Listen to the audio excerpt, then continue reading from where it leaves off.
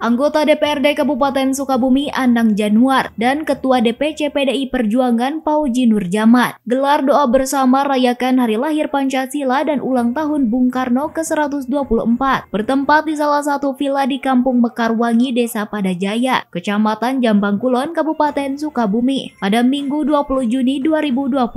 Acara ini dihadiri 9 PAC PDI Perjuangan dari daerah pemilihan 6 serta para kader. Momen tersebut dalam rangka untuk mengenang sang proklamator Indonesia Bung Karno dengan harapan menguatkan semangat kader partai dan mempererat jalinan kebersamaan dengan masyarakat.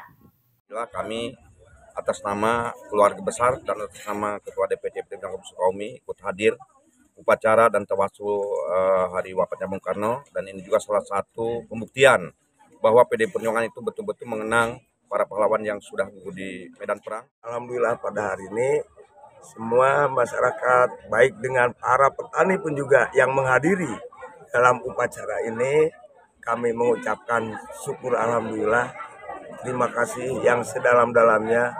Mari kita tingkatkan baik secara kesadaran, baik juga mengamalkan daripada Pancasila.